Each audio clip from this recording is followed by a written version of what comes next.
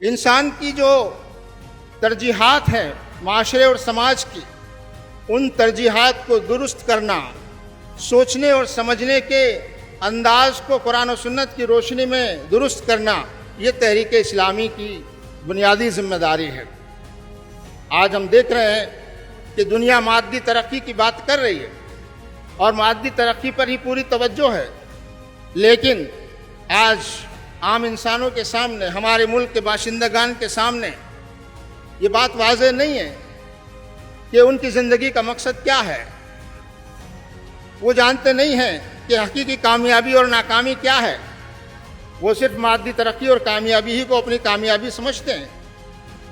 ان کے سامنے آخرت کا کوئی تصور نہیں ہے، ان کے سامنے خدا کی بندگی کا صحیح تصور نہیں ہے، موت کے بعد کی زندگی ان کے سامنے نہیں ہے۔